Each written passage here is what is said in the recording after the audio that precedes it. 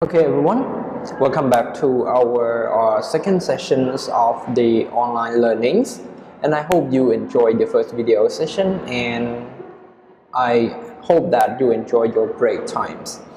So now we are continuing our lesson, but the books that we are studying here is listening to the news too.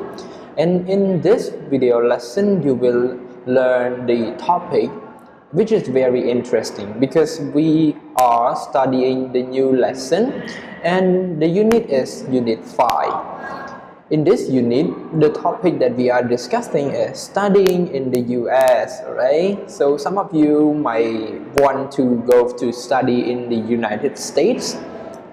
So this lesson will give you some idea of what studying in the US be like. The question here is that because we are Cambodians, and why we want to study in the US and where to live. If we go to the US school, there will be a problem because we have no house there, or some of you might have your parent house there, but if you don't have your own home to live there, what's the problem? So how to deal with those problems? Okay, because the school or the government or the administrator there, they find the solution because they think that there are a lot of students from all around the world go to study in the United States. For the living problem, there's not a big issue. So everyone, if you open your books to page 28, which is the main lesson that you are going to study today, you will see the picture. And today we just stick to this point because it's just a quick introduction to get you familiar with the topics that you are about to study. Alright, so on page 28, there are some of the discussion questions that you as a learner should be able to know. So the first one, do you want to study abroad? Anyone here, do you want to study abroad? For example, go to study in the United States, go to study in Australia, go to study in Singapore. So do you want to go to study abroad? I hope you really want to go to study there. Not because it gives you the best quality of educations, because in our country you can also find the best educations, but going to study abroad you will learn the culture of people there. You will know a lot of people from different countries. Okay, maybe you should try to study abroad if you have an opportunities. And if imagine that you are able to pick up a countries. Let's say when your mom said, okay, next year you will go to study in the outside of Cambodia. What countries do you want to go to study? For me personally, I'm not sure about the country that I want to go there, but most of my teachers, he recommends me to go to study in the European countries. For example, like in Switzerland, in French, in Italy, because he said that if you will go to study there, you have a lot of chance to travel all across Europe, which is a great experience. You not only go to learn there, but you can also enjoy life and get a lot of experience from living outside the countries. Last but not least, because today we focus on learning in the United States. So do you know anything about studying in the United States? Okay, you might get some idea. So before we discuss this topic later, I would like to invite you to watch a short 3 minutes video regarding to the educations in the United States. So everyone, are you ready? Okay, so let's watch this video all together. There's a number of benefits to a university that has a really diverse student population. What we think about first is for the international students to come to campus. They add so much culture, they add a lot of value as they integrate with other students. But I think what people often don't think about is what the international students bring to the domestic population. So in a lot of universities in the US, you have students who've never traveled abroad. Now they're sitting in a class with a student from Indonesia, from China, from Brazil, and that education for them, that enrichment, is incredibly powerful. And we see when a college is truly integrated, it thrives culturally and academically. I think studying in the USA is still the American dream for so many kids around the world. They grew up as little children thinking about that American dream of studying in one of the 50 states. And I think for a lot of them, it's the opportunity to sit in the US education system. It's the opportunity to be in a place where they can thrive and grow and develop. And most importantly now, they can also stay and work. And I think that idea of the academic experience and the work experience is something that they think about as small children. The students also enjoy the community engagement and the campus engagement. There's over 350 university clubs and organizations that students can join, and they find that it's very easy to interact and to join up with other Americans. We do this across a number of major markets. So we have institutions from the US and Canada to Europe, the UK, of course down to Australia. We have been very proud of our relationship with Study Group.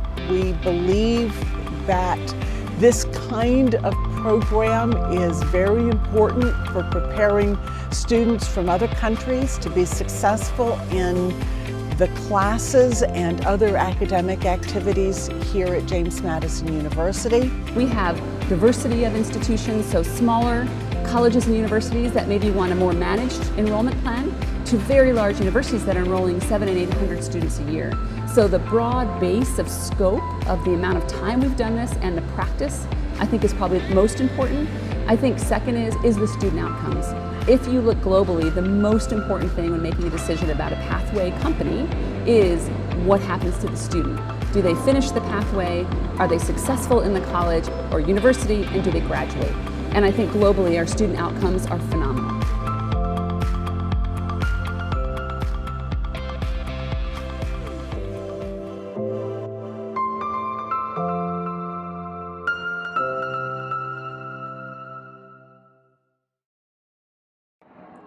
Okay, so everyone, as you see the short videos regarding to the study group promotions. In that video, as you listen and see some of the special things about studying abroad, not only in the United States, but this situation can apply to many different countries, in French, in Canada, in British. So the important thing of studying abroad is the variety of nationality. You will meet a lot of people. You will learn a lot from a different nationality, because in the classroom you will see some Japanese, you can meet Koreans, you can see French, Canadians.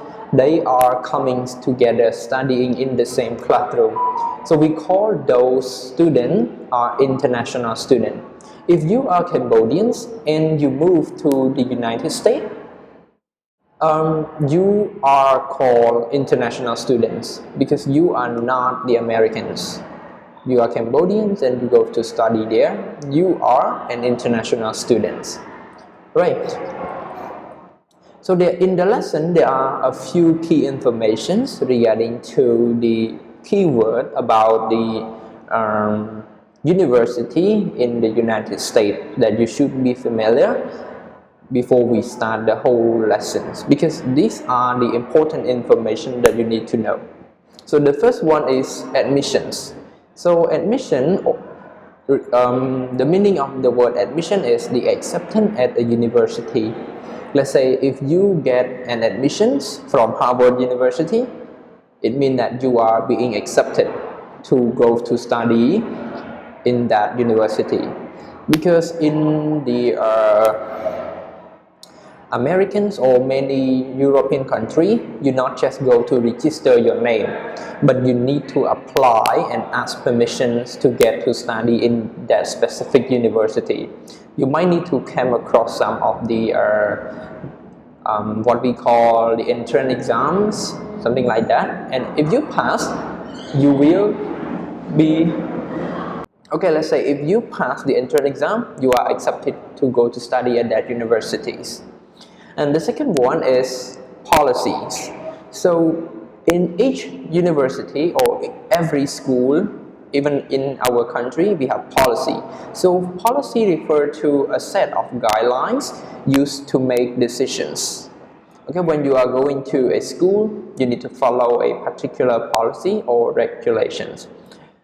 This one is a little bit new to us because we have never heard this one before. We call it dormitory. So dormitories refer to a place where students live at a school or university. In our country, we have I'm not sure, but I know one dormitory near the Royal University of Phnom Penh for students from the province. For the other two terms, which is totally strange because in our country we don't have this one.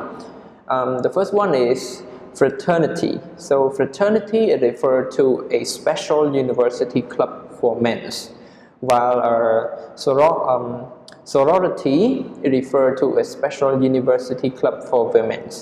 And in our country, we don't have a kind of club specific for men and women, but we have a debate club, we have a speaking club, right, for each university.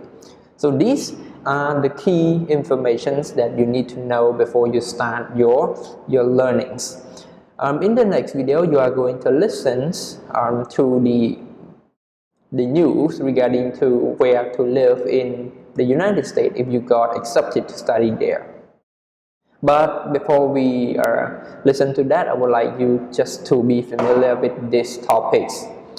So everyone, that's the end of our video lesson, and if you have any questions, feel free to ask in your online study group. Now it's time for me to say goodbye and see you again in the next video.